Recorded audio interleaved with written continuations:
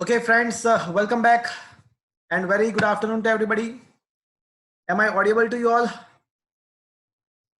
Yes, sir. Okay, once again, welcome back and very good afternoon. I hope you all are safe, your family members, your relatives are safe, and you are enjoying this new era, this new way of learning. Friends, on the last session, we had just discussed the series and parallel combinations of the resistors. And we had solved some MCQ correspondent to that. हमने last lecture में कुछ series and parallel combinations के questions किए थे, उसके base पे कुछ MCQ भी सॉल्व किए थे. आज हम इलेक्ट्रिक सेल का ईएमएफ एंड उसका जो इंटरनल रेजिस्टेंस है, उन दोनों के बीच में हम रिलेशन फाइंड करने का ट्राई करेंगे. So today we are going to discuss a totally new topic. And the topic name is a relation between the EMF and internal resistance of the cell. हमने लास्ट लेक्चर में ऐसा देखा था कि resistance के अंदर जो हीट प्रोड्यूस होता है वो at the cost of chemical reaction, जो सेल के अंदर जो केमिकल प्रोसेस होता है, केमिकल एनर्जी प्रोड्यूस होती है, उसके at the cost of that energy the heat is produced. मतलब जो सोर्स है, जो एनर्जी का सोर्स है, वो actually chemical reaction inside the cell है. So I can say generally the source of this energy, this ohmic loss, is from the actually electrolytic cell. तो friends, अब हम सेल का ईएमएफ क्या है एंड उसका इंटरनल रेजिस्टेंस क्या है उसके बारे में डिस्कस करने वाले हैं.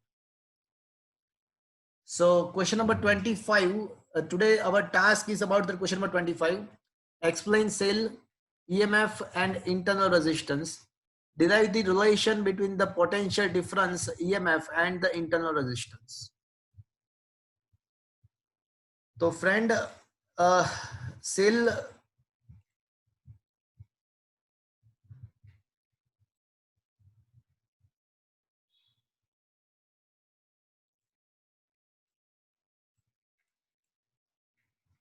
ओके, क्या आपके मोबाइल में ये वर्ड का फाइल, मतलब ये फाइल ओपन हो गया है?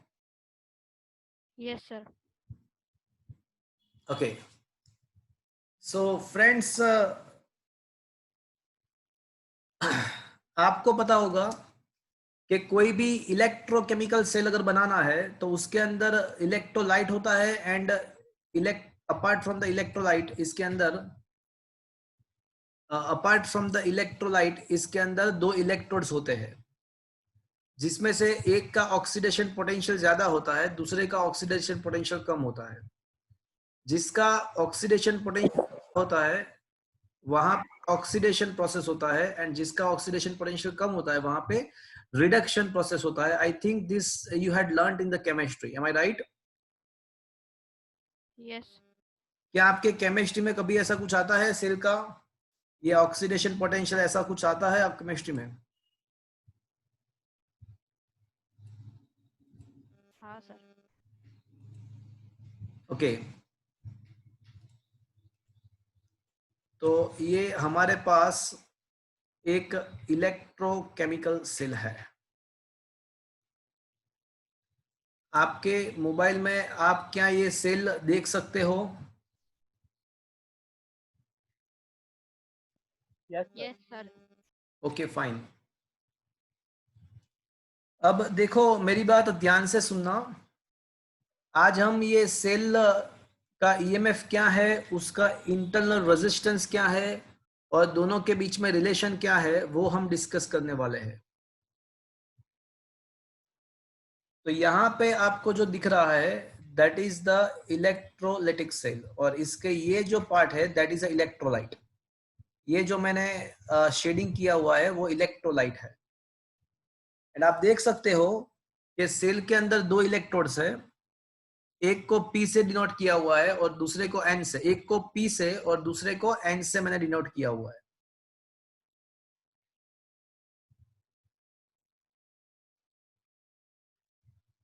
फ्रेंड्स,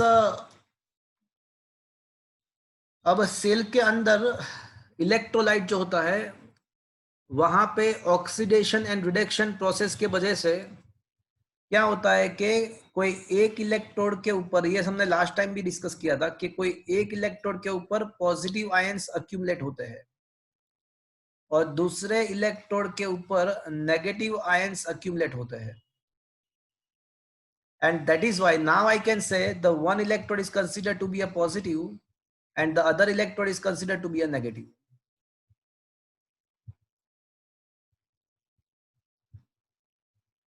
चलो मुझे ये बताओ कि विथ रिस्पेक्ट टू इलेक्ट्रोलाइट, ये जो इलेक्ट्रोड 1 है, इलेक्ट्रोड 1 उसका पोटेंशियल पॉजिटिव होगा या नेगेटिव होगा with respect to electrolyte?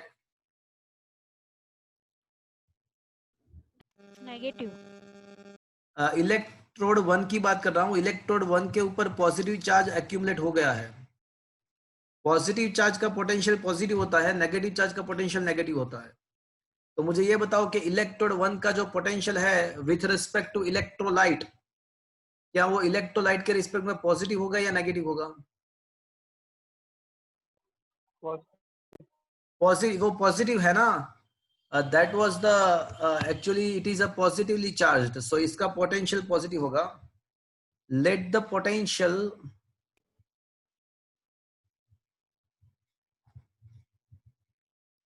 Of p electrode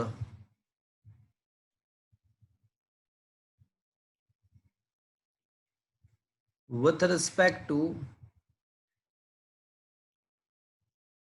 electrolyte is V plus, और उसको पॉजिटिव कंसिडर करेंगे तो P का A के रिस्पेक्ट में जो पोटेंशियल है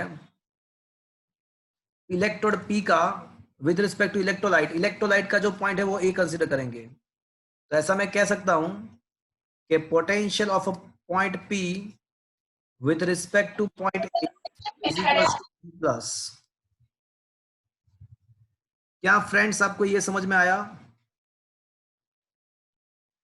is it understood? Yes sir. Point A के रिस्पेक्ट में पॉइंट ए आपने देखा, इलेक्ट्रोलाइट के अंदर पॉइंट ए है, उसके रिस्पेक्ट में ये इलेक्ट्रोड पी का पोटेंशियल पॉजिटिव है. तो Vp minus Va is equal to V plus. Similarly let potential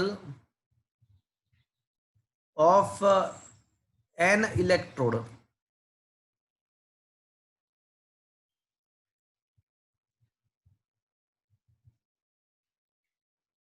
with respect to electrolyte. चलो मुझे ये बताओ कि ये जो दूसरा वाला जो इलेक्ट्रोड है उसका इलेक्ट्रोलाइट से पोटेंशियल कम होगा या ज्यादा होगा, वो पॉजिटिव होगा या नेगेटिव होगा? Negative. It is being a negatively charged. It is being a negatively charged. That's why the potential of electrode 2 with respect to electrolyte is obviously negative. तो मतलब ये हुआ कि potential of electrode n with respect to point B, देखो ये point B जो है ना वो इलेक्ट्रोलाइट के अंदर है. देखो तो इलेक्ट्रोलाइट के अंदर है पॉइंट B, तो n इलेक्ट्रोड n का with respect two point B potential negative है, तो उसको मैं अज्यूम करता हूं कि माइनस Vm है. चलो अब obviously when we connect the two electrode, as we know when we connect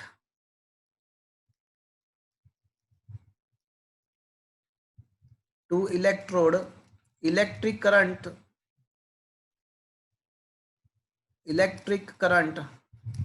start flowing from high potential to low potential. Electric current कहां से कहां पे फ्लो होगा?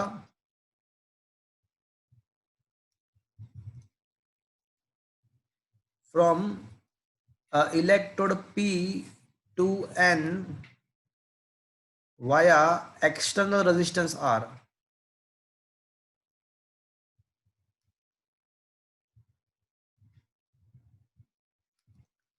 देखो मैंने इलेक्ट्रोड P एंड N को कनेक्ट कर दिया वायर के द्वारा, तो ऑब्वियसली P का पोटेंशियल ज्यादा है, N का कम है.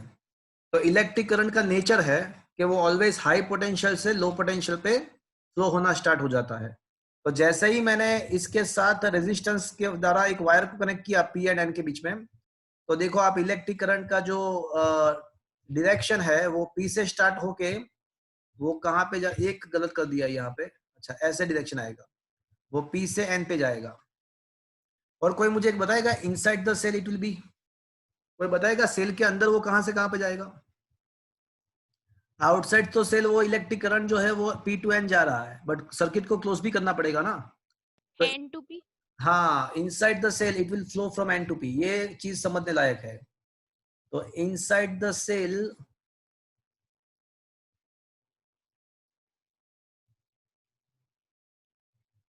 Current will flow from, can I say from B to A. Circuit के अंदर जो इलेक्ट्रिक करंट फ्लो होगा वो बी टू ए फ्लो होगा, क्या मैं ऐसा कह सकता हूं? हाँ अच्छा चलो, यहां तक समझ में आया आपको? हाँ सर। Yes, sir.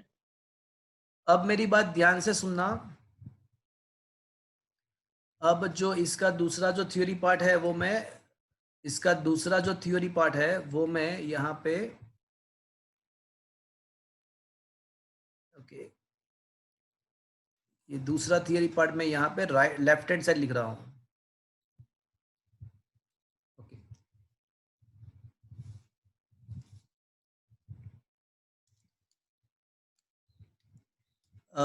देखो मेरी बात सुनो, जब वो चार्ज पास होगा इनसाइड द सेल, तो उसको बी से ए पास होना है।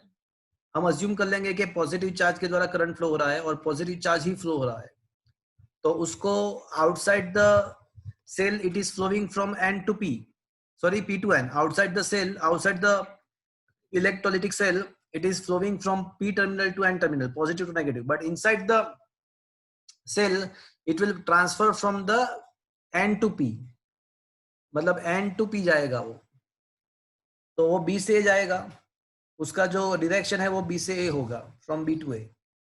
अब वो जब सेल के अंदर से जब पास होगा तो सेल के अंदर पॉजिटिव एंड नेगेटिव आयंस होते हैं, तो हमारा जो चार्ज है वो सेल के अंदर से पास होगा तो वो आयंस के साथ कोलाइड होगा, and because of this collision I can say the resistance is produced, and this resistance is known as a internal resistance of the cell.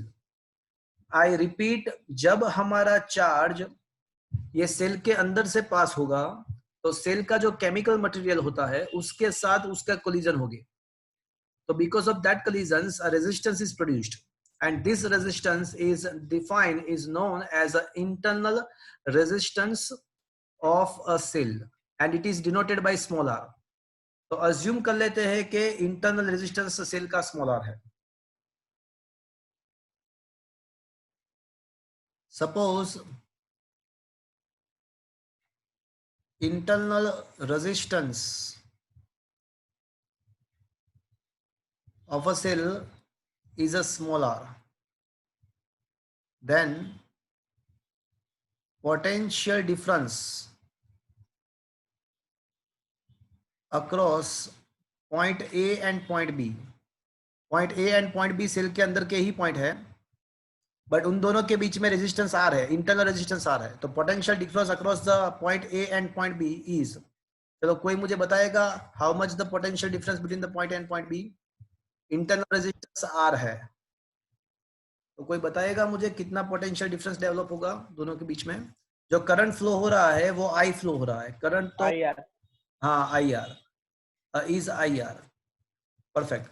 मुझे ये बताओ कि V A minus V B is equal to I R लिखना चाहिए या V B minus V I R लिखना चाहिए? VB minus VA। हाँ, करंट जो फ्लो हो रहा है अंदर की साइड वो बी टू ए है, तो बी का पोटेंशियल ज्यादा है, current is flowing from B to A, तो I should write V B minus V A is equals to I R. क्या तो वैसे भी मॉड्यूलस नहीं लेना है? नहीं नहीं नहीं नहीं, यहाँ पे बहुत मायने रखता है, ये पूरा थ्योरी खत्म होगा तब आपको पता चलेगा कि ये बहुत मायने रखता है कि V A minus V B लिखे या V B minus V A लिखे, बट आपको ये समझ में आया यहाँ पे V B minus V A लिखना चाहिए? मतलब पोटेंशियल डिफरेंस नेगेटिव हो सकता है? हाँ हो सकता है, डिफरेंस है ना, तो डिफरेंस पॉजिटिव भी हो सकता है, नेगेटिव भी हो सकता है। डिफरेंस का मतलब ही ऐसा हुआ। तो यहाँ पे कौन से पॉइंट का ज्यादा है? तो बी पॉइंट का ज्यादा है, that's why we have to write VB minus V is equal to I R. Is that clear? यहां तक समझ में आया? Yes sir. ओके चलो, नाउ अब मेरी बात ध्यान से सुनना। Now potential difference between electrode P and N, तो मुझे अब P एंड N का पोटेंशियल डिफरेंस फाइंड करना है। Vp माइनस Vn करना है मुझे। तो मैं क्या करूंगा पता है आपको? Vp माइनस Va मतलब P एंड A के बीच का potential difference plus Va minus Vb plus Vb minus Vn। देखो तो क्या मैं इक्वेशन वाइज ऐसा कर सकता हूं? देखो तो क्या that will be equals to Vp minus Vn is as it is. Check it out. देखो Vp minus Vn is equals to Vp minus Va plus Va minus Vb plus Vb Vn। क्या ऐसा मैं कह सकता हूं? Yes sir. हाँ सर। Okay तो ये जो पोटेंशियल डिफरेंस है Vp माइनस Va, ये जो पोटेंशियल डिफरेंस है उसको मैं अज्यूम करता हूं कि V है। Let potential difference VPn, P and N के बीच का जो पोटेंशियल है वो V है ऐसा अज्यूम करते हैं। उसको मैं V अज्यूम कर लेता हूं। तो फिर मैं ऐसा कह सकता हूं कि V इक्वल्स टू, चलो लिखाओ मुझे, अब मैं क्या लिखना चाहिए मुझे?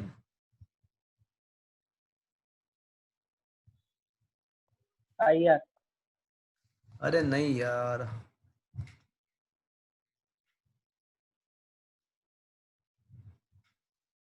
चलो अब मुझे बताओ मुझे क्या लिखना चाहिए।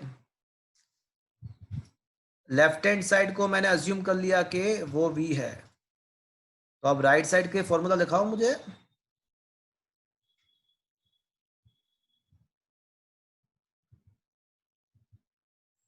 चलो Vp माइनस Vn को मैंने V अज्यूम किया, इज इक्वल्स टू क्या लिखना चाहिए मुझे?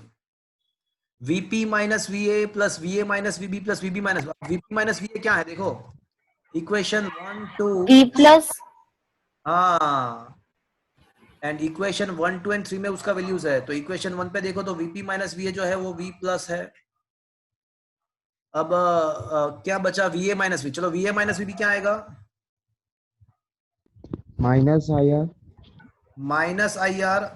तो Tanish now you understood why the importance is Vb minus Va और Va minus Vb। Yes sir. अच्छा प्लस Vb माइनस Vn, तो Vb माइनस Vn क्या होगा? plus V minus हाँ तो Vn minus Vb minus V minus है, तो Vb minus Vn हो जाएगा प्लस V माइनस। क्या ये चीज समझ में आया आपको? हाँ सर। So V is equals to Yes, sir. Plus V minus V plus V minus minus I R. क्या मैं ऐसा कह सकता हूं? हाँ सर। Now if external resistance is infinite, if external resistance is infinite, then the current will not be flowing from the external resistance. Infinite resistance हो जाएगा तो करंट फ्लो नहीं होगा। तो ये जो ऐसा है सपोज के, उसको ओपन सर्किट बोलते हैं। जहां पे करंट फ्लो नहीं होता है उसको ओपन सर्किट बोलते हैं। तो सपोज के एक्सटर्नल रेजिस्टेंस इनफाइनाइट है तो करंट फ्लो नहीं होगा। So in this kind of situation, in this particular situation V becomes only V plus V minus. Is that clear? IR becomes 0. yes sir तो ये जो पोटेंशियल है उसको EMF बोलते हैं। ये जो पोटेंशियल है उसको EMF बोलते हैं। तो मुझे बताओ कि इसमें इसके ऊपर से EMF का डेफिनेशन हम क्या बनाएंगे? It is known as the electromotive force of the cell. तो उसके ऊपर से मुझे ये बताओ कि EMF का डेफिनेशन क्या होना चाहिए? Potential difference across the two terminal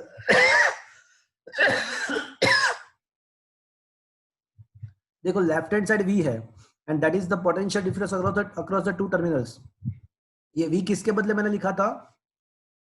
VPN के बदले, potential difference between the P and N। So I can define as a EMF as it is a potential difference between the two electrode in the open circuit. So EMF of the cell, electromotive force of the cell. तो उसका definition हम ऐसा बता सकते हैं कि potential difference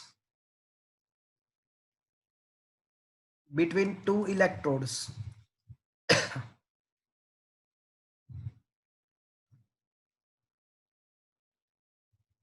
when current is not flowing from the cell. Current is not flowing from cell. Sir એવું કહી શકાય when resistance is infinite એવું પણ લખી શકાય? When we had not connected any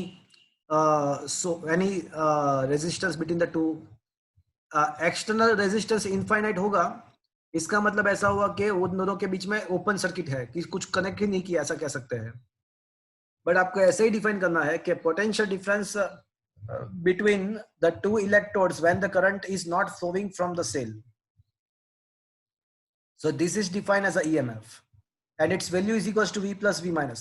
तो इसका मतलब ऐसा हुआ है, इसका मतलब ऐसा हुआ कि अगर करंट फ्लो हो रहा है, when current is flowing, तो मुझे क्या लिखना चाहिए? Potential difference is equals to, चलो वापस से अब हमारे इक्वेशन नंबर 4 पे आ जाओ, वापस से इक्वेशन नंबर 4 पे आ जाओ। तो जब करंट फ्लो हो रहा है तो potential across the to electrode क्या होगा?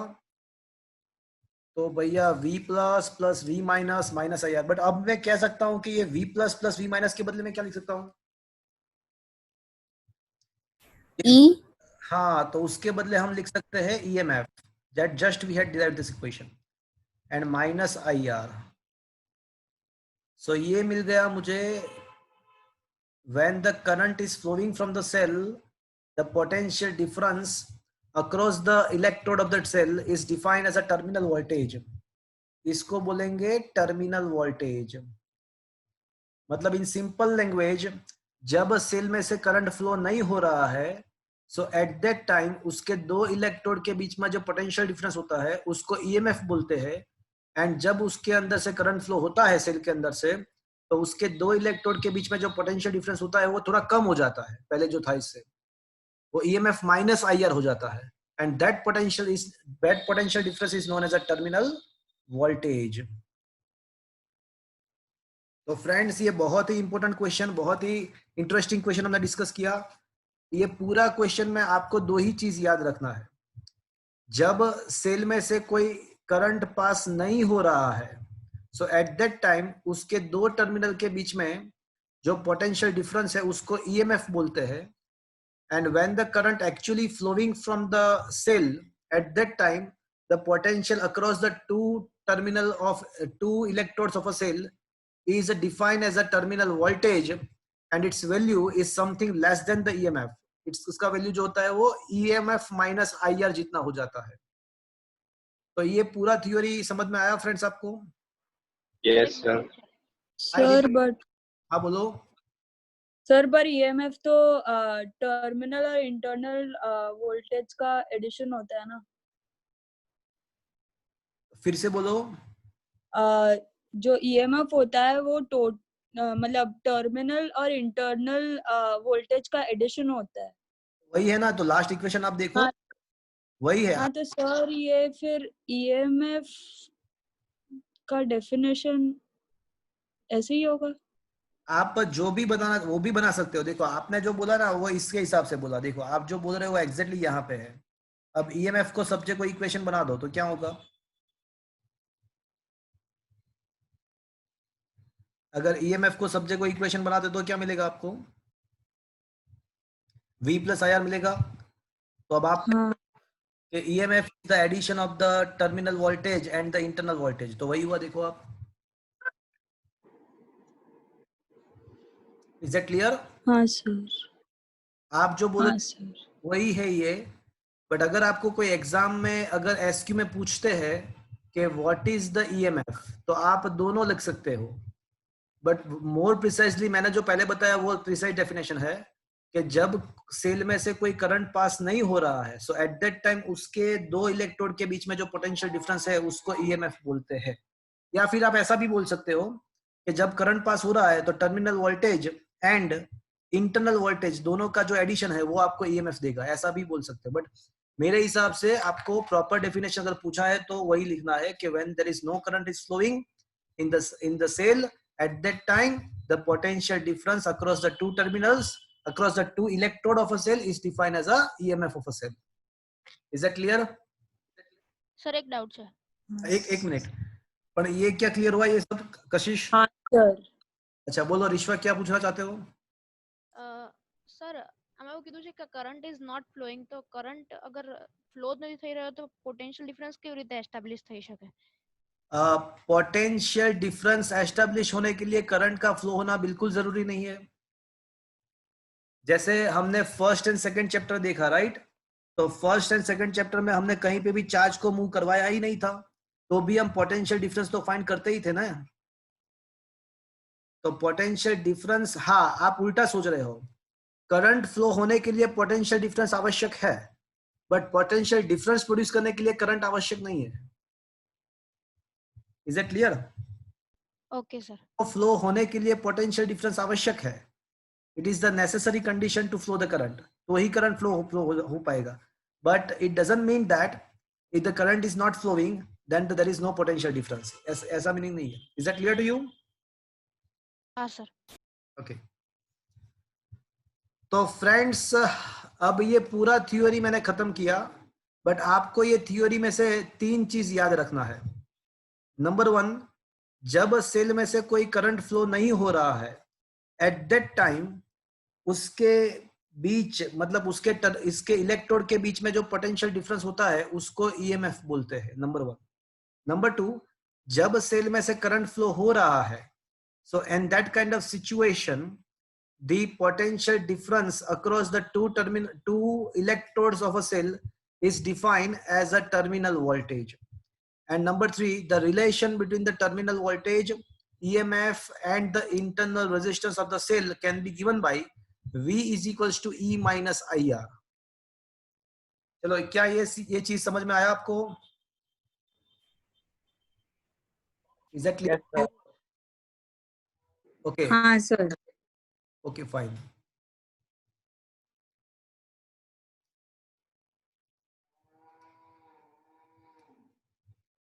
देखो फ्रेंड्स, अगर कभी भी आपको ये टेक्स्ट बुक में क्या लिखा है या नोट्स के अंदर मैंने टेक्स्ट बुक के हिसाब से ही दिया हुआ है, नोट्स के अंदर मैंने टेक्स्ट बुक को ध्यान में रखते ही थ्योरी बनाया हुआ है।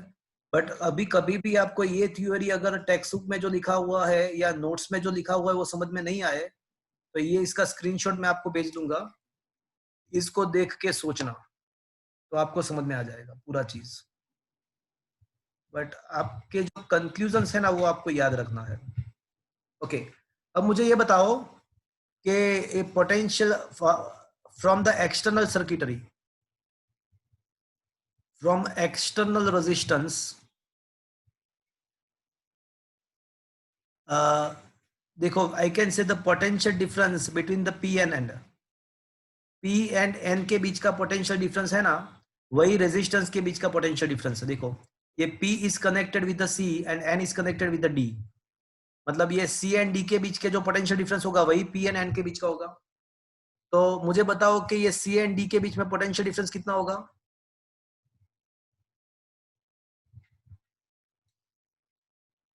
तो potential difference between the P and N becomes IR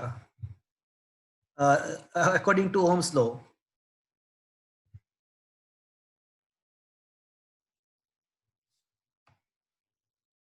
बोलो तनिष, क्या पूछना चाहते हो? कहीं नहीं सर, बोलो। कहीं नहीं सर। ओके, तो from the external resistance if we consider the potential difference according to Ohm's law equals to it is equals to IR। तो अब ये दोनों इक्वेशन हमने जो हमको जो लास्ट में मिला और जो ये जो बाहर के सर्किट के द्वारा मिला उसको दोनों को हम कंपेयर कर सकते हैं, बिकॉज दोनों ही दो इलेक्ट्रोड के बीच का पोटेंशियल डिफरेंस ही है। तो अब मैं कुछ एक्स्ट्रा बताने की ट्राई कर रहा हूं, उसमें जो फॉर्मूला मिलेगा वो भी आपको याद रखना है। इसका स्क्रीनशॉट मैं आपको भेज दूंगा, बट अभी मैं कुछ शेयर कर रहा हूं, व्हाइट बोर्ड शेयर कर रहा हूं। ओके, तो क्या आपके मोबाइल में व्हाइट बोर्ड आ रहा है? Yes sir. ओके, तो जो कंक्लूजन्स थे वो अब हम देखेंगे। अच्छा, एक बार ये फिर से देख लो, एक बार ये फिर से देख लो।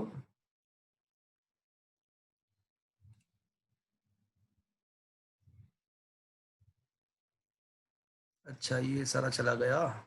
ओके, ये रहा, देखो फ्रेंड्स, ये जो है ना, ये जो सर्किट था, आपके मोबाइल में सर्किट दिख रहा है आपको?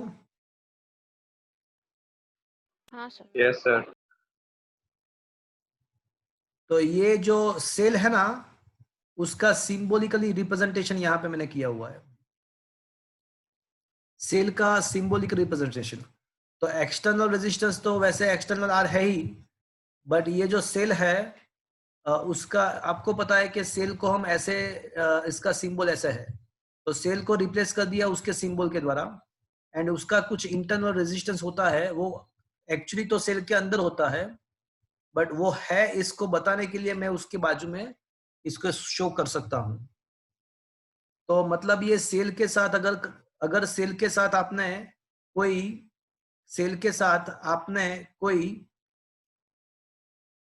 रेजिस्टेंस, एक्सटर्नल रेजिस्टेंस कनेक्ट किया हुआ है, तो उसको आप यहाँ पे जो फिगर, यहाँ पे जो सर्किट है, वैसे आप उसको रिप्रेजेंट कर सकते हैं।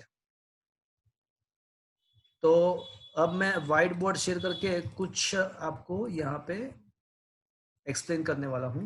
ओके, तो अगर ये कोई सेल है,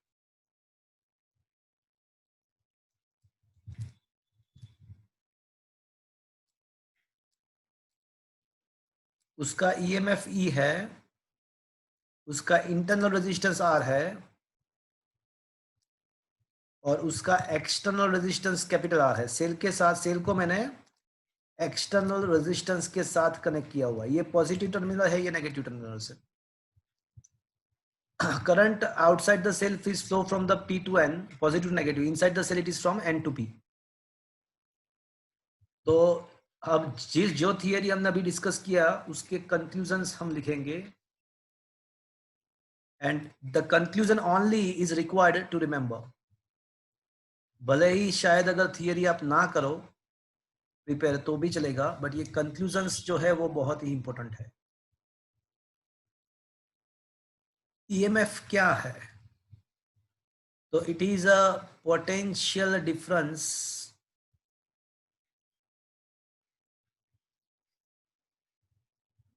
between two electrode of a cell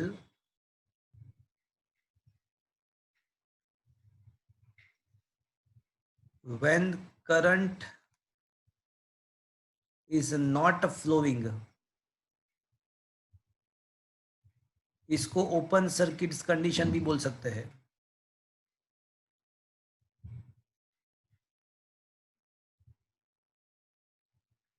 From cell, so this is what is the EMF। Number 2, terminal voltage क्या है?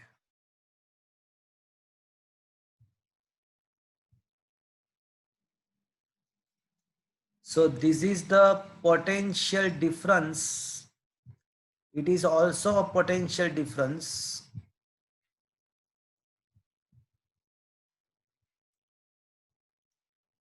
between two electrode of a cell when current is flowing from cell. Number 3, relation between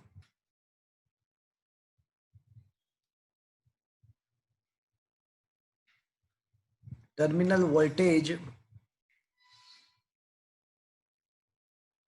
and terminal voltage EMF and internal resistance. Terminal voltage EMF and internal resistance of a cell. And the relation is what? Terminal voltage V is equals to E minus IR. अभी जो cell है ना वो discharge हो रहा है, cell use हो रहा है, बट वी विल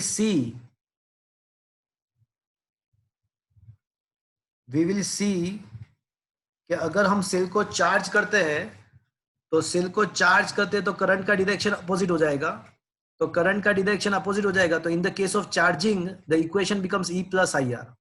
वो चार्जिंग जब देखेंगे तब बात करेंगे, बट ये डिस्चार्जिंग जब होता है, सेल अभी यूज हो रहा है, बट कभी कभी हम सेल को चार्ज करते हैं तो at that time the direction of the current gets changed, तो करंट का डायरेक्शन चेंज हो जाता है, तो जहां पे IR है वहां पे I है वहां पे आपको माइनस I लिखना पड़ेगा, तो equation gets converted into the, तो कर ही देते हैं कि अगर हम सेल को चार्ज करते हैं तो यहाँ पे क्या होता है कि करंट पॉजिटिव में से बाहर निकलता है, but in the case of charging क्या होगा कि करंट पॉजिटिव सेल के पॉजिटिव टर्मिनल में एंटर होगा, करंट सेल के पॉजिटिव टर्मिनल्स में से अगर बाहर निकल रहा है तो इसको बोलेंगे हम डिस्चार्जिंग, ये डिस्चार्जिंग का फिगर है, बट अगर करंट उस पॉजिटिव के अंदर मैं डालता हूं तो वो सेल चार्ज हो जाएगा, तो चार्जिंग टाइम उसका जो टर्मिनल वोल्टेज होता है वो E माइनस IR के बदले that will be something different, it will becomes out to be a E plus IR. So it is a very important, जब सेल में के पॉजिटिव में अंदर अगर करंट एंटर हो रहा है पॉजिटिव में तो उसका मतलब वो चार्जिंग स्टेट में है, तो उसका टर्मिनल वोल्टेज का जो इक्वेशन है वो बदल जाएगा, but this is valid only when the cell is in the charging condition. And number 4, for external resistance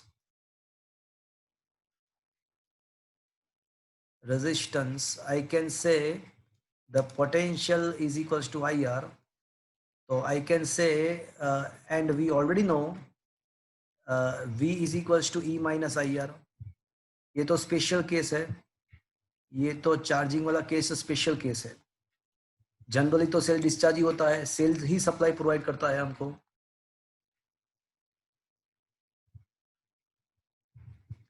तो दोनों को कंपेयर करें तो E minus IR becomes equals to plus IR. E minus IR is equals to IR. So I can say EMF is equals to I capital R plus I small r.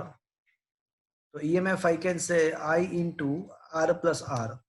तो friends अभी हमको एक अच्छा formula मिला, हमको current का formula मिला कि अगर सेल का EMF हमको दिया हुआ है, सेल का इंटरनल एंड एक्सटर्नल रेजिस्टेंस दिया हुआ है, तो current from the cell can be given by E upon R plus R.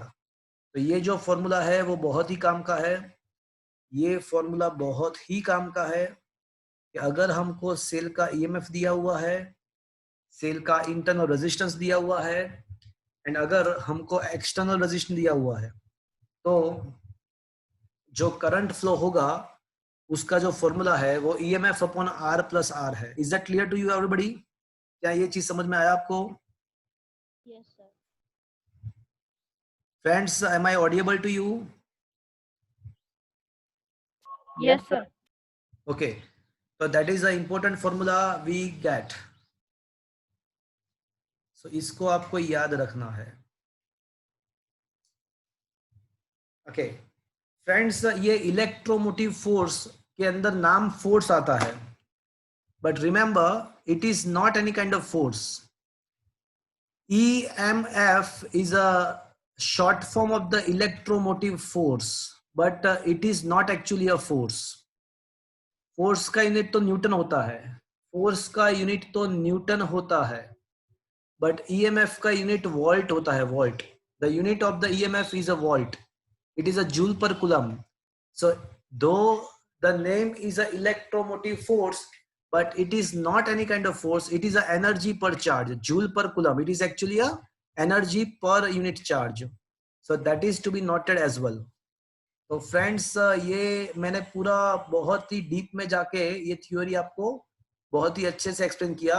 ये टेक्स्ट बुक में बहुत ही बेकार दिया हुआ है. तो आई होप कि आपको ये सारा चीज मतलब ये समझ में आया होगा. एंड नाउ ऑनवर्ड्स जो हम डिस्कस करने वाले हैं उसका बेस ये थ्योरी है. अभी जो हम क्वेश्चन करेंगे that is based on this theory. तो अब हम नेक्स्ट टॉपिक लेने वाले हैं. तो let me share the notes. हाँ, आपको मैंने जो नोट्स दिया हुआ है ना वो इनकम्प्लीट है. आज रात तक या कल मॉर्निंग तक आपको ये पूरा चैप्टर का नोट्स मिल जाएगा. अभी आपके पास जो नोट्स है उसमें page number I think page number 11 तक ही है आपके पास. अभी व्हाट्सएप मैंने जो भेजा था इनिशियली जो नोट्स उसमें पेज नंबर 11 तक ही है, बट कल मॉर्निंग तक आपको पूरा नोट्स वापस से मिल जाएगा. द होल कंप्लीट ये पूरे चैप्टर का नोट्स आपको मिल जाएगा. तो अभी हमने जो डिस्कस किया वो क्वेश्चन नंबर 25 डिस्कस किया. तो question number 25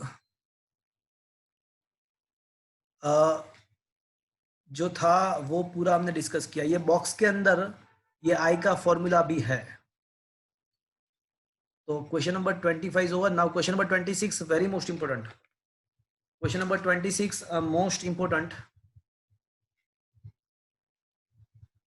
question is discuss the series combination of the cells and derive the equation of the equivalent EMF of a two cell and effective internal resistance. मुझे अब cell के series combination को discuss करना है और उसका effective EMF and effective internal resistance derive करना है. चलो आप मेरी बात सुन रहे हो? ट्रिशा है वहां पे? Trisha? Yes sir. Okay fine. तो अभी हम we are going to discuss the series combination of the two cells. देखो चीज ऐसी है कि कभी कभी ऐसा होता है कि एक सेल जो है ना वो मतलब सफिशिएंट वोल्टेज या सफिशिएंट करंट प्रोवाइड नहीं कर सकता है. हमको सेल को कंबाइन करना पड़ता है, उसको ऐड करना पड़ता है. तो cell can be connected in the series as well as in the parallel combination. देखो आप कभी भी आपका जो रिमोट कंट्रोल है तो रिमोट कंट्रोल को देख लो तो उसके सेल्स होते हैं. हाँ, मतलब कभी कभी आपके पास अगर पियानो है तो पियानो के अंदर बहुत सारे सेल्स को आपको ऐड करना पड़ता है.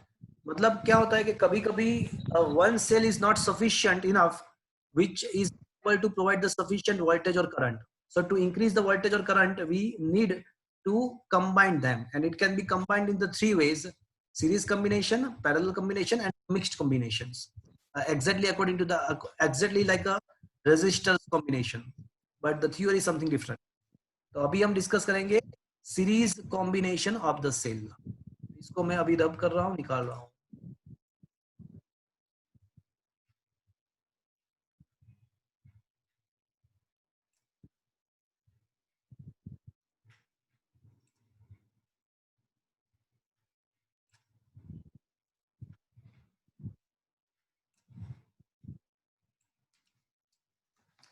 The topic name is a series combination of a cell.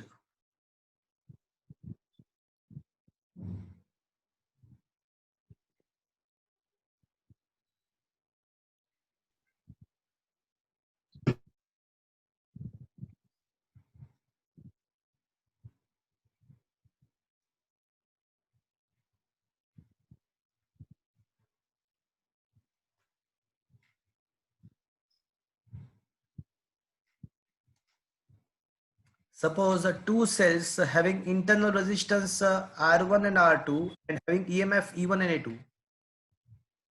The two cells having internal resistance R1 and R2 and having EMF E1 and E2 are connected in the series.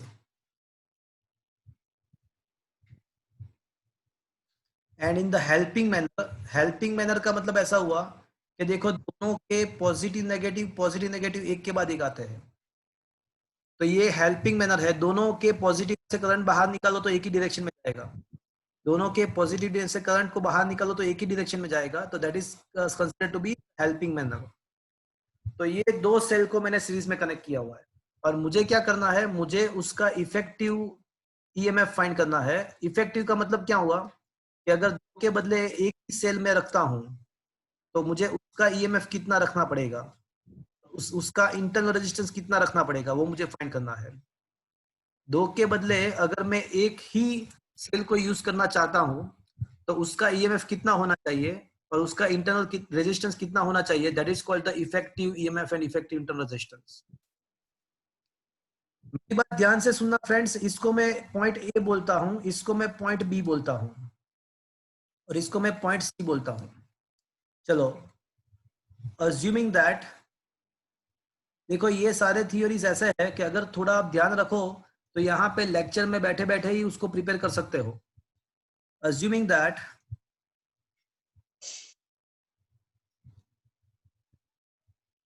potential at point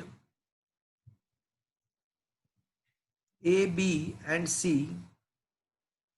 are VA, VB and VC respectively. चलो, now consider cell 1. Consider a cell 1. तो उसके दो terminal के बीच में potential difference मुझे निकालना, तो VA माइनस वी लिखना चाहिए या VB minus VA? Potential difference across the two terminal of a cell 1, तो VA माइनस VB लिखना चाहिए या VB minus VA? VA minus VB। Positive terminal A पे है, नेगेटिव बी पे है, पॉजिटिव का ज्यादा होता है। And as we had just learned that when the current is flowing, then the terminal voltage of a cell, that is a potential difference between the two terminals of the cell is equals to E minus, मुझे I1 लिखने की जरूरत नहीं है, I will only write E1 minus I1 R1 लिखने की जरूरत नहीं है। पूछो क्यों, बताओ क्यों? सीरीज चले करंट कांस्टेंट है।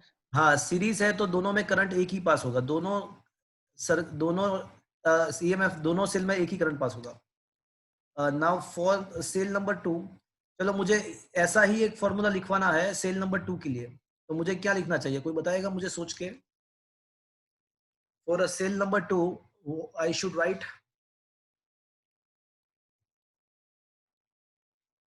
बोलो सेल नंबर 2 के लिए मुझे क्या लिखना चाहिए, ऐसा ही फॉर्मूला का लिखना है तो मुझे VB minus VA is equal to VB minus, VA। फिर से बोलो VB माइनस VA।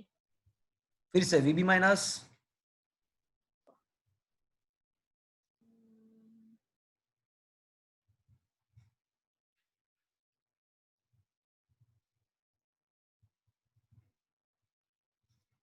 चलो सेल 2 के लिए क्या होगा?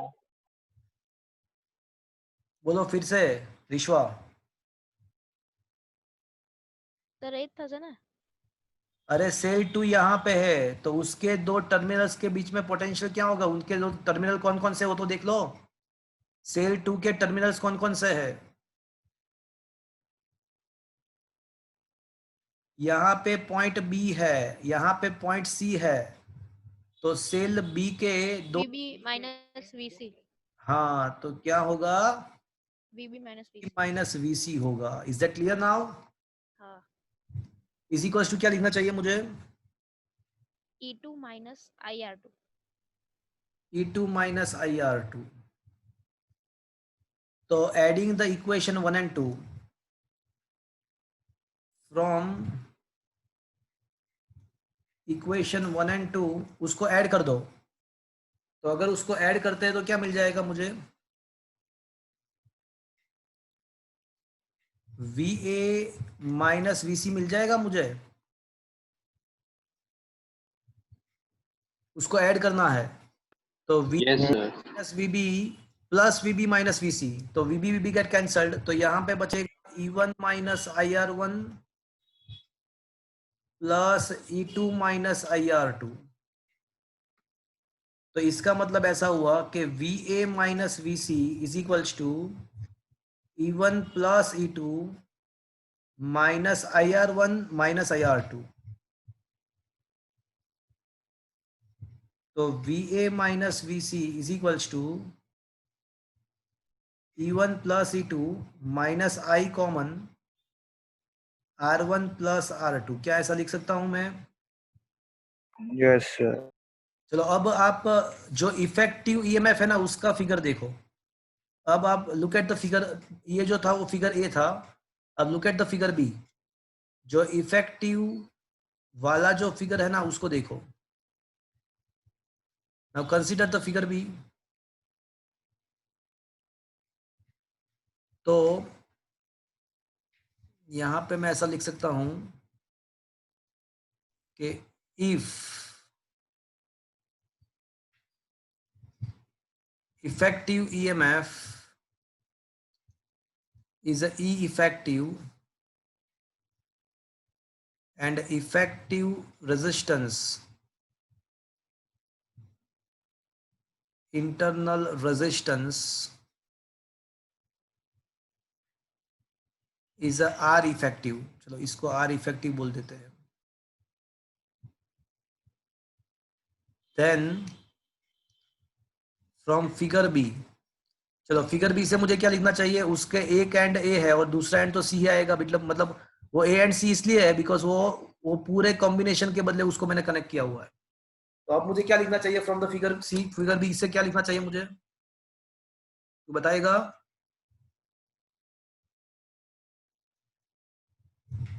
बोलो।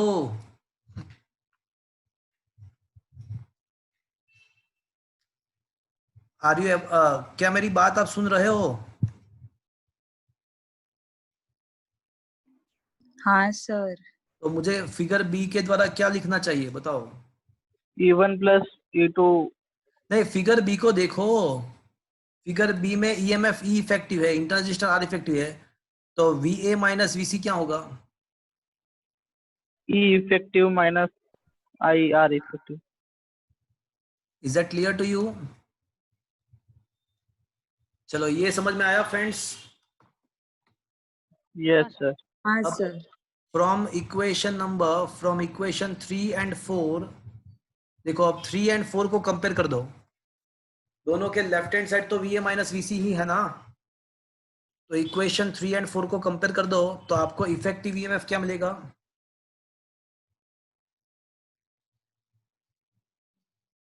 E1 plus E2 and effective internal resistance क्या मिलेगा आपको? R1 plus R2। तो क्या ये चीज आपको समझ में आया? दोनों इक्वेशन 3 एंड 4 के साथ कंपेयर करो उसको। तो VA माइनस VC, अब जहां पे E1 प्लस E2 है वहां पे यहाँ पे E इफेक्टिव है, और जहां पे R1 प्लस R2 है वहां पे यहाँ पे R इफेक्टिव है। तो दोनों को कंपेयर करने से हमको पता चल गया कि इफेक्टिव EMF का जो फॉर्मूला है दो सेल के लिए वो E1 प्लस E2 है, इंटरनल रेजिस्टेंस का R1 प्लस R2 है। अगर सोचो, if n cells are connected in a series, then चलो मुझे ये बताओ कि अगर n number of cells connected है तो क्या होना चाहिए R effective? E1 plus E2 plus up to En। अगर n number of cells are connected, if n number of cells are connected in series, then E effective is equals to E1 plus E2 up to En, and R effective is equals to R1 plus R2 up to Rn। तो अगर ये तो मैंने दो cell के लिए पहले prove किया, बट अगर n number of cells are connected in similar manner then we can say this formula. क्या ये चीज समझ में आया आपको फ्रेंड्स? हाँ सर।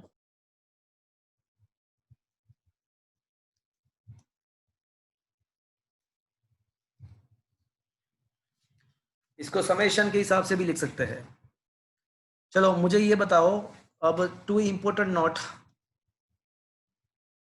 ये थ्योरी खत्म हो गया, but note number 1, if n number of identical cells are connected in series, if n identical cells are connected in a helping manner,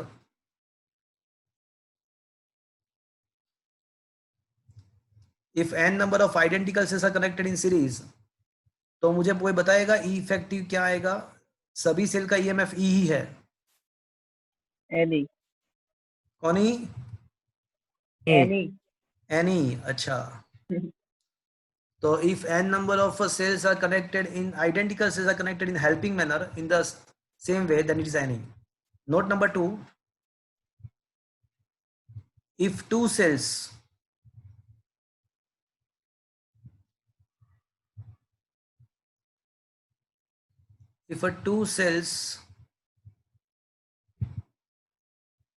are in opposing manner, opposing condition,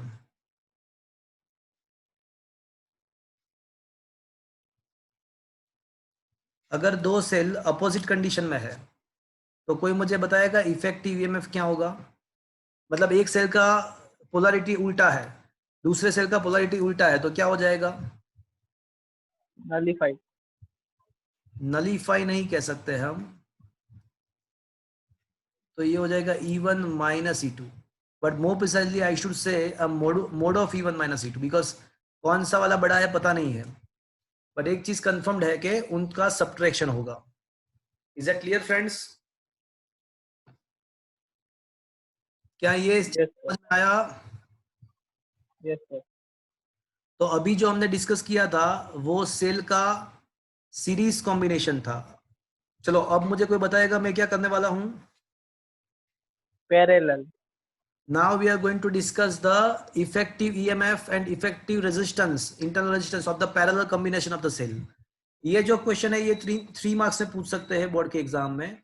अभी जो मैं question करवा रहा हूं वो 4 मार्क्स में board के exam में आ सकता है, IMP है, इंपोर्टेंट है। तो अब जो करेंगे वो सेल का पैरेलल कॉम्बिनेशन करेंगे, उसका इफेक्टिव ईएमएफ एंड उसका इफेक्टिव इंटरनल रेजिस्टेंस निकालेंगे। So that is a very important question, it can be asked in the 4 marks. वैसे बोर्ड के ब्लूप्रिंट के हिसाब से ये चैप्टर में से अगर सीबीएसई बोर्ड है तो 5 मार्क्स का क्वेश्चन आने वाला है इस चैप्टर में से, एंड अगर गुजरात बोर्ड है तो ये चैप्टर में से 4 मार्क्स का क्वेश्चन आने वाला है। तो अभी मैं क्वेश्चन जो चलाऊंगा, अभी जो करवाने वाला हूं वो दोनों बोर्ड के हिसाब से बहुत ही इंपॉर्टेंट है, इसको मैं क्लियर कर रहा हूं। अब जो हमारा जो टास्क है वो क्या है फ्रेंड्स? चलो अभी टास्क क्या है हमारा? अरे बोल भी दो।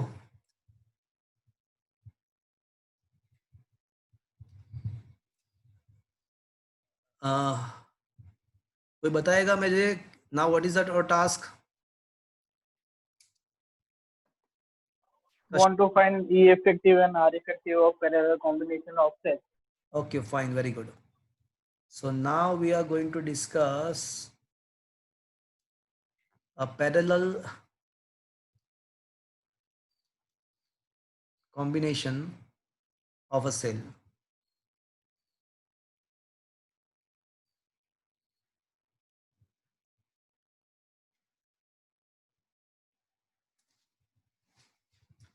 तो अज्यूम करते हैं कि दो सेल है हमारे पास जिसका ईएमएफ E1 एंड E2 है, जिसका ईएमएफ E1 एंड E2 है। We have 2 cells having EMF E1 and E2.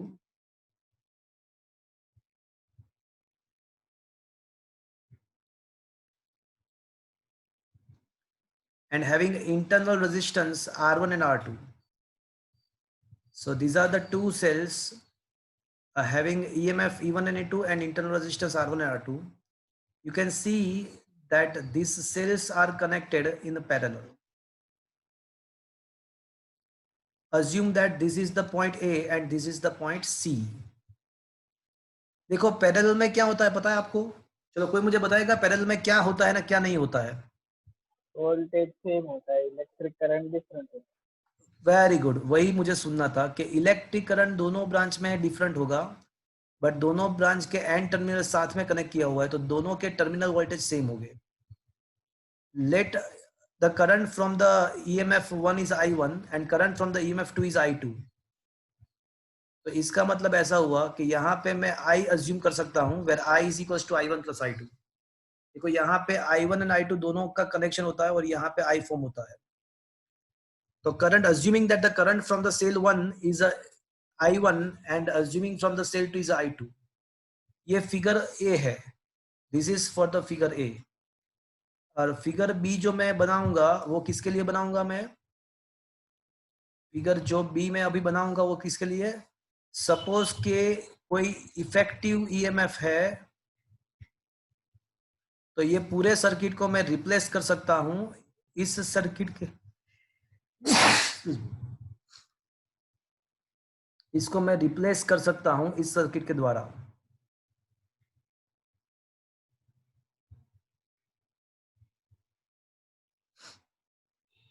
Let us this be the A and this be the C and current is I. So this is a figure B for the effective EMF. उसको last में use करेंगे. चलो सबसे पहले for the cell 1 कोई मुझे बताएगा cell 1 के लिए मैं क्या लिखवाने वाला हूं? अगर आप सही में वाकई में मेरे साथ सोच रहे हो तो definitely you can get the answer. For the cell 1 मैं क्या लिखवाने वाला हूं?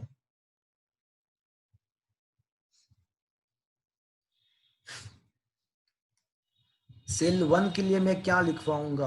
कोई बताएगा मुझे?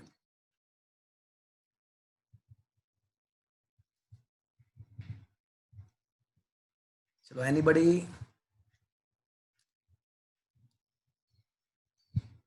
VA माइनस VC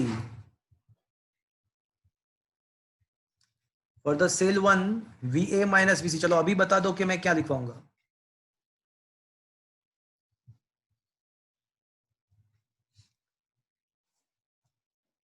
अरे बोल भी दो.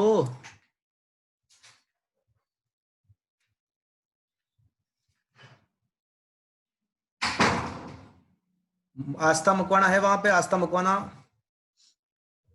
Yes, sir. बोलो क्या लिखना चाहिए मुझे?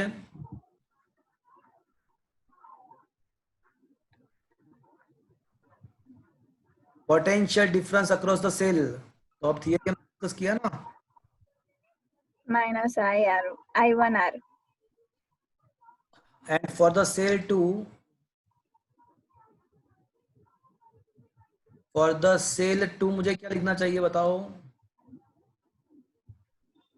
देखो लेफ्ट हैंड साइड तो VA माइनस VC ही रहेगा और ये VA माइनस VC जो है ना उसको मैं V अज्यूम कर लेता हूं. VA माइनस VC को मैं V अज्यूम कर लेता हूं is equals to E1 minus I1 R1.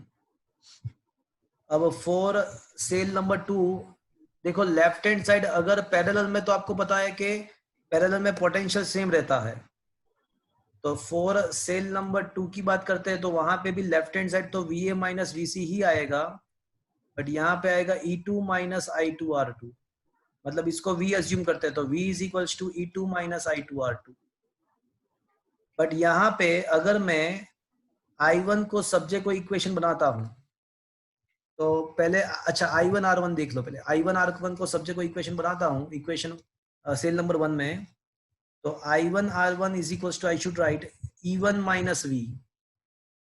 तो अगर मैं I1 को सब्जेक्ट को इक्वेशन बनाता हूं तो आई कैन से E1 minus V upon R1 equation number 1. Similarly यहाँ पे I2 माइनस R2 को सब्जेक्ट को इक्वेशन बना देते हैं तो it is a E2 minus V. तो that is why I2 is equals to E2 minus V upon R2 equation number 2. चलो यहां तक समझ में आया? ऋषि है वहां पे? ऋषि, ऋषि दोषी। अच्छा, तनिष है वहां पे? Yes, sir. चलो, यहां तक समझ में आया? Yes, sir. Friends, it is a very important theory, don't go anywhere. ये क्वेश्चन आपके बोर्ड के एग्जाम में आएगा। नाउ एट द पॉइंट ए पे क्या हो रहा है देखो, तो पॉइंट ए पे देखो क्या हो रहा है, तो I1 एंड I2 मिलके आई फॉर्म हो रहा है। तो at the point A I can say I is equals to I1 plus I2। तो I1 के बदले में क्या लिख सकता हूं इक्वेशन 1 से, E1 minus V upon R1 plus E2 minus V upon R2। तो इसको थोड़ा सिंप्लीफाई कर देते हैं, E1 upon R1 minus V upon R1 personally divide कर दिया, तो ये हो जाएगा E1 upon R1 plus E2 upon R2 minus V को कॉमन ले लेते हैं, तो 1 upon R1 plus 1 upon R2 हो जाएगा। फ्रेंड्स देखो तो क्या ये चीज बराबर है? देख सकते हो क्या ये बराबर है? Yes, sir. ओके, तो ये हो जाएगा E1 R2, इसको फर्स्ट टू टर्म्स जो है, पहले जो दो टर्म है उसका मैं एलसीएम ले रहा हूं, पहले जो दो टर्म्स है उसका एलसीएम ले रहा हूं, E1 R2 plus E2 R1 upon R1 R2 minus V R1 plus R2, दूसरे दो टर्म का भी मैंने एलसीएम ले लिया। Is that clear to you friends?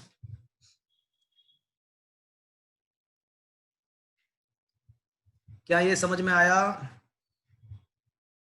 यहां तक समझ में आया? यस और नो? Yes, sir. अब ये V into R1 plus R2 upon R12 को मैं सब्जेक्ट को इक्वेशन बनाता हूं, तो ये हो जाएगा E1 R2 minus E2 R1 upon R1 R2 upon R1 R2 minus I minus I। अब मैं है ना ये पूरे इक्वेशन को R1 R2 upon R1 plus R2 से मल्टीप्लाई करता हूं। मैं ये पूरे इक्वेशन को R1 R2 upon R1 plus R2 से मल्टीप्लाई करता हूं, तो ये V का मल्टीप्लीकेशन में जो है उससे उल्टे को मैंने मल्टीप्लाई किया, तो ये V वाला टर्म निकल जाएगा। तो क्या बचेगा लेफ्ट राइट साइड, क्या बचेगा? कोई मुझे बताएगा? मैंने इक्वल्स टू के दोनों side R1 R2 upon R1 plus R2 से मल्टीप्लाई किया, तो V एज इट इज हो जाएगा। तो यहाँ पे क्या बचेगा? E1 R2 minus E2 R1 upon क्या बचेगा? कोई मुझे बताएगा अपॉन क्या बचेगा? R1 plus R2. अपॉन आ जाएगा R1 plus R2। I repeat, दोनों साइड मैंने R1 R2 upon R1 plus R2 से मल्टीप्लाई किया हुआ है, तो फाइनली जो इक्वेशन होगा वो इस टाइप का हो जाएगा। तो finally the equation will be comes out to be like this. अब जाके फिगर बी को देखो, अब फिगर बी को देखो,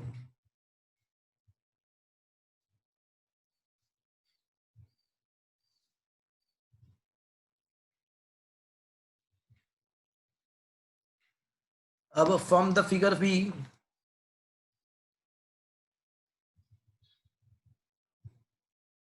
from the figure B I can say VA minus VC is equal to, क्या लिखना चाहिए मुझे फिगर बी से? बताओ मुझे, फिगर बी को देख के VA माइनस, हाँ क्या लिखना चाहिए? E effective minus IR.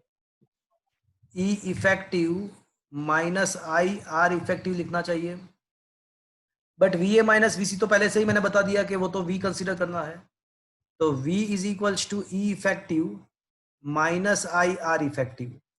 अब ये equation number 3 and equation number 4 को देखो, एक साथ देखो, तो इक्वेशन 3 एंड इक्वेशन 4 को एक साथ अगर देखते हैं तो E इफेक्टिव क्या मिलेगा मुझे?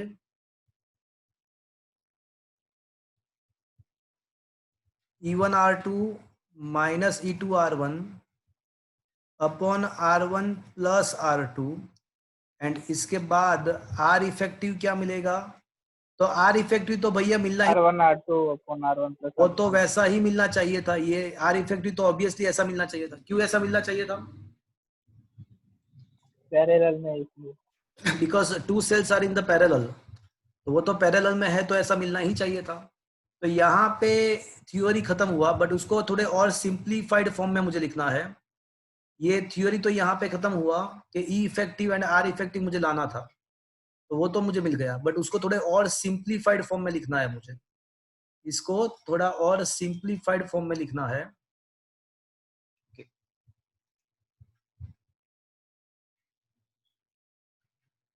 अब फ्रेंड्स मेरी बात सुनो, अब ई इफेक्टिव अपॉन आर इफेक्टिव करो तो क्या मिलता है? सोचो तो, ई इफेक्टिव अपॉन आर इफेक्टिव करो तो क्या मिलेगा? सोच के बताओ। तो न्यूमरेटर में बचेगा E1 R2 minus E2 R1। R1 R2. एक स्टेप बढ़ाता हूं, एक स्टेप बढ़ा ही देता हूं। चलो, तो ये R1 R2 upon R1 plus R2, तो ये R1 प्लस R2 कैंसिल हो जाएगा, तो बचेगा क्या? E1 R2 minus E2 R1 upon R1 R2 बचेगा। अब एक काम करो, इसको पर्सनली डिवाइड करो। देखो ये माइनस कहाँ से आया? ये माइनस कैसे हो गया? ये माइनस कैसे हो गया? वो पहले से ही प्लस ही है, देख लो। ये E2 E1 R2 प्लस ही है E2 R1, माइनस बीच में गलती से हो गया था। तो अब इसको पर्सनली डिवाइड कर दो। ये R1 R2 जो है उसको एक एक टर्म में पर्सनली डिवाइड कर दो। तो E1 R2 upon R1 R2, तो क्या बचेगा?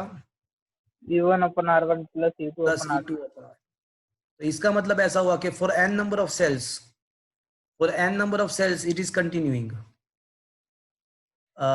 And one more thing, and 1 upon R effective अगर होता तो for n number of cells ये भी कंटिन्यू होता। तो फ्रेंड्स ये n नंबर ऑफ सेल्स के लिए भी इसका फॉर्मूला मुझे मिल गया। तो अब पता चला ये इस फॉर्म में क्यों लाया हमको इस फॉर्म में लाने की जरूरत क्या थी? इस फॉर्म में लाने की जरूरत ये थी कि अगर n नंबर ऑफ सेल्स है तो उसके लिए कोई सिंप्लीफाइड फॉर्मूला है, तो हाई है हमारे पास। तो n नंबर ऑफ सेल्स के लिए भी सिंप्लीफाइड फॉर्मूला हमारे पास है। तो this is the simplified formula for the n number of cells. तो यहाँ पे कोई मुझे बताएगा सोच के कि अगर n number of cells are connected in parallel, देखो n identical cells are connected in parallel, तो what should be the effective EMF? चलो सोच के बताना कि And E upon R. थोड़ा और सोचो। सबके इंटरनल रेजिस्टेंस सेम है एंड सबके ईएमएफ सेम है, तो if n identical cells are, तो E upon R. और सोचो, अरे तो what should be the effective EMF? Effective EMF क्या होता? E upon R. अगर n सेल्स सब पैरेलल में होते तो इफेक्टिव ईएमएफ क्या होता? तो E ही होता, ओनली E ही होता। सोचो क्यों? सर रेजिस्टेंस सेम થઈ જાય એટલે हाँ देखो ये formula, look at this formula, ये फॉर्मूला का देखो। तो अगर ये n नंबर ऑफ सेल्स साथ में पैरेलल में होता तो लुक एट दिस फॉर्मूला, ये फॉर्मूला नंबर 5 देखो। तो उसमें ऊपर जो आएगा वो तो ई इफेक्टिव आएगा, बट मुझे बताओ आर इफेक्टिव क्या आता? पैरेलल में इफेक्टिव रेजिस्टेंस क्या होता? N by R. R by n होता ना, and E1 upon R1 plus E2 upon R2 plus up to E2 EN upon RN, तो वो क्या हो जाएगा? N E by R हो जाएगा। E by R plus E by R plus E by R n times, तो N E by R। तो finally RR cancel, NN cancel, तो अगर E इफेक्टिव फाइंड करना होता तो E ही मिलता। Is that clear to you, friends? Yes, sir. तो if और ये ई होना लाजमी है, पूछो क्यों? हमको पता है कि पैरेलल में क्या कांस्टेंट होता है, पैरेलल में पोटेंशियल कांस्टेंट होता है भैया। तो सीरीज में सबका एडिशन होता है, बट पैरेलल में तो वोल्टेज कांस्टेंट होता है। तो सीरीज में पोटेंशियल, इफेक्टिव पोटेंशियल मतलब E1 plus E2 up to En, and parallel में इफेक्टिव ईएमएफ ई का ई ही रहेगा, it will be remains E. अब लास्ट थिंग, अगर ये दोनों के, देखो यहाँ पे मैंने दोनों के पॉजिटिव साथ में कनेक्ट किए हुए हैं, दोनों के प्लस प्लस साथ में है, बट अगर एक का प्लस और एक का माइनस साथ में कनेक्ट किया होता तो क्या होता? तो ये फॉर्मूला में यहाँ पे जहां पे बीच में प्लस है ना, ई इफेक्टिव के फॉर्मूला में, वहां पे जहां पे ई, तो इन शॉर्ट अगर दूसरे का मैंने पोलरिटी चेंज किया होता तो जहां पे E2 है वहां पे माइनस E2 लिखना पड़ता, तो जहां पे E2 है वहां पे माइनस E2 हो जाता। तो इफेक्टिव ईएमएफ का फॉर्मूला क्या हो जाता? E1R2 माइनस E1R1 हो जाएगा, E1R2 माइनस E2R1 हो जाएगा अपॉन R1 प्लस R2। मतलब अगर दोनों के प्लस प्लस टुगेदर के बदले एक का प्लस और एक का माइनस है, तो E2 के बदले माइनस E2 लिखना पड़ता। Is that clear to you friends?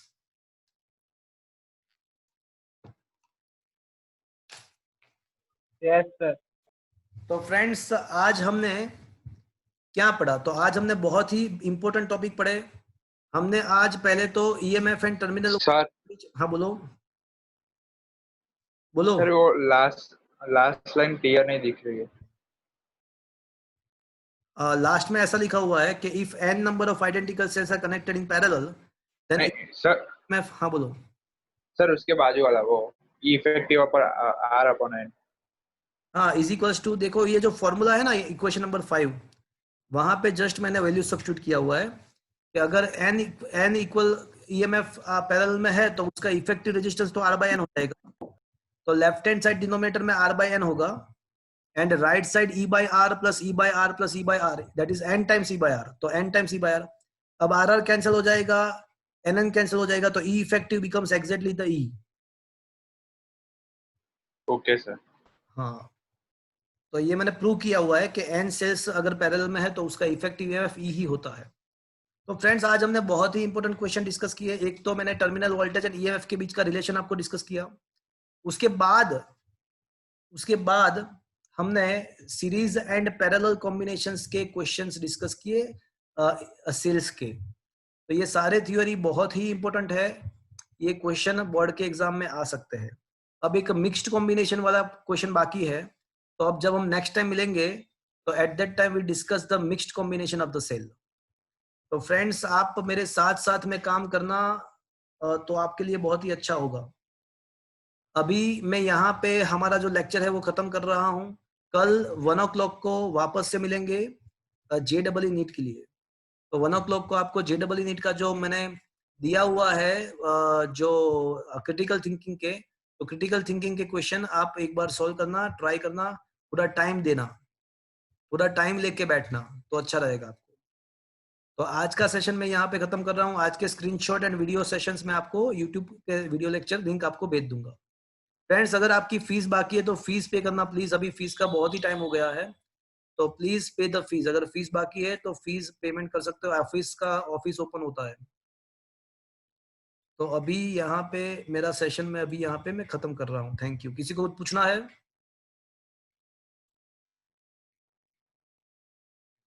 तो मैं अभी सेशन एंड कर रहा हूँ। Thank you.